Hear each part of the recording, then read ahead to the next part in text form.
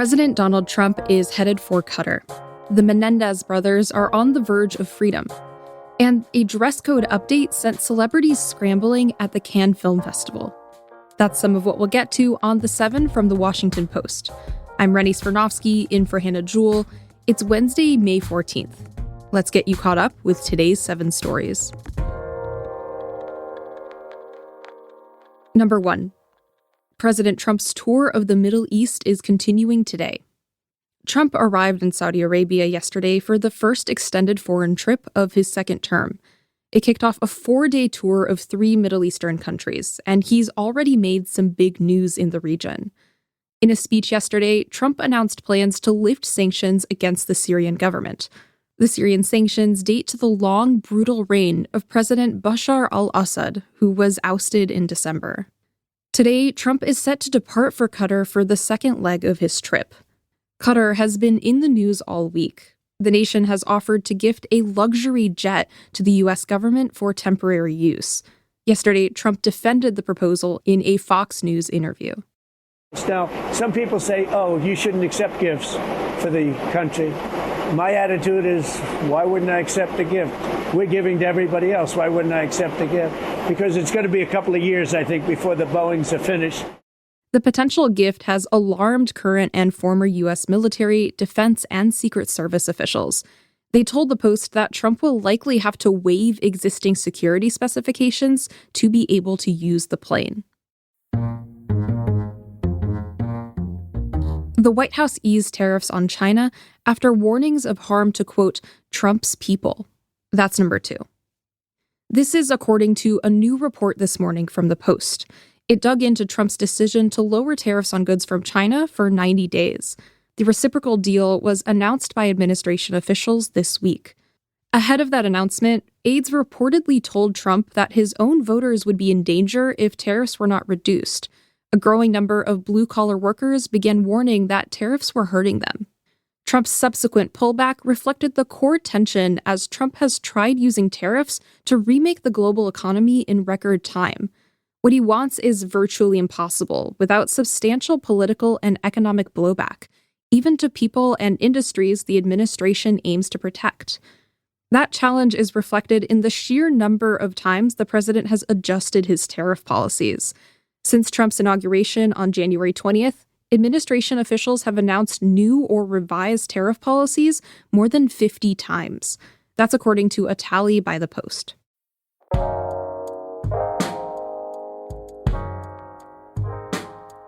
Number 3.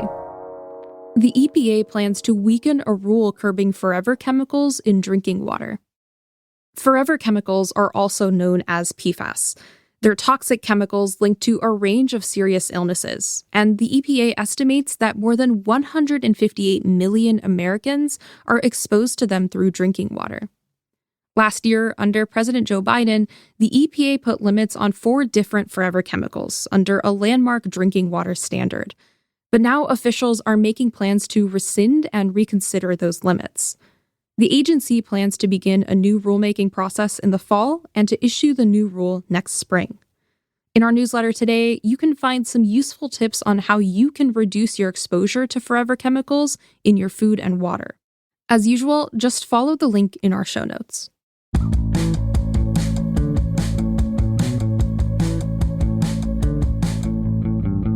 The Menendez brothers took a big step toward freedom. That's number 4. If you're into true crime, you'll have heard all about Eric and Lyle Menendez. They killed their parents in their Beverly Hills home in 1989.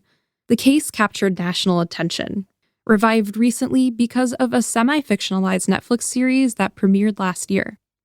Yesterday, a Los Angeles judge resentenced the brothers to 50 years to life with the possibility of parole. Under California law, they are immediately eligible because they were younger than 26 at the time of the crime. At a hearing yesterday, some of the brothers' cousins said their family had forgiven Eric and Lyle, and that they would not be a danger to public safety if released. The brothers' cousin, Tamara Goodall, spoke yesterday. This is something my grandmother Joan has fought for 35 years. I really wish she was here today, but I'm really excited to give her the news. The state's parole board will now consider the case.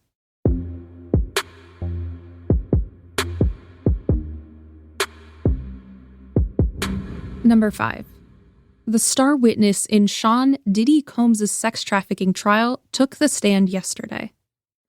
R&B singer Cassandra "Cassie" Ventura delivered explosive and emotional testimony, detailing allegations of physical, sexual, and psychological abuse by Combs during their 10-year romantic relationship.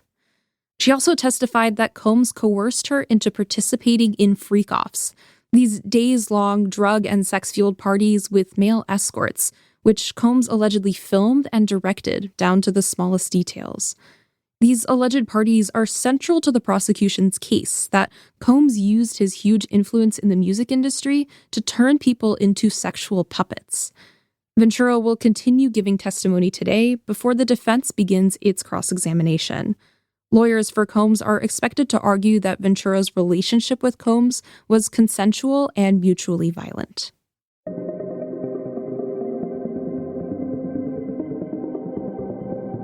Floods forced the evacuation of 2 elementary schools in Maryland yesterday. That's number 6. An atmospheric river drenched eastern states yesterday and caused flooding in northwestern Maryland. Water levels rose as high as 1 foot outside of one of the school's main entrances. Hundreds of students were evacuated. The rain is moving north and east today, affecting Philadelphia and New York. Meanwhile, scattered downpours will continue in the mid-Atlantic today and tomorrow, mostly in the afternoons. And in other weather news, the first major heat wave of the year is sweeping large parts of North America, with Texas in particular at risk. Much of the state is staring down temperatures in the upper 90s to 105 for the week. That's 15 to 25 degrees above normal. The temperatures have a chance of setting daily record highs and are expected to near or even exceed all-time records for the month of May. And at number 7, the Cannes Film Festival has a new dress code. Just one day before its opening ceremony last night, Cannes changed the rules of its always controversial dress code, sending celebrities and their stylists reeling. That rule seemed intended to stop stunts like Bianca Censori's naked outfit with Kanye West at the Grammys this year. Cannes also banned, quote, voluminous outfits, forcing competition jury member Halle Berry to pivot ahead of the opening ceremony. She'd planned to wear a dress with a massive train. Sadly, we'll never know just how massive it was. All right, you are all caught up.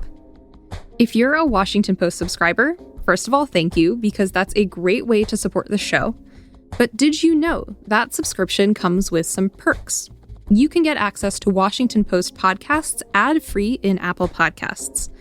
We'll have more fun stuff around the corner, so be sure to find the Washington Post channel in Apple Podcasts and connect your Post subscription.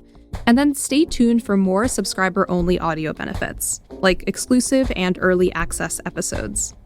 If you're not a subscriber to the Washington Post yet, this is a great time to start. You can subscribe in Apple Podcasts by looking for the Washington Post channel or through the link in our show notes. I'm Rennie Svirnovsky. Thanks for listening. Hannah will meet you back here tomorrow.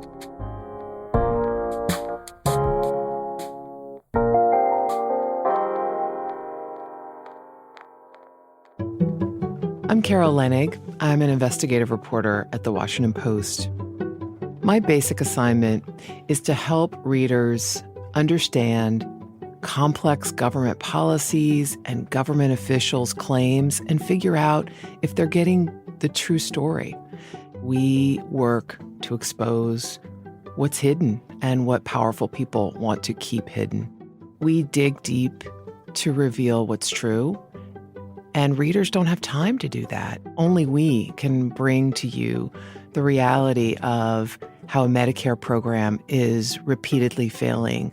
Only we can dig in and figure out that somebody who's nominated for a really important job made up a big part of his resume. Subscriptions support this work. I'm Carol Lenig, and I'm one of the people behind the Post.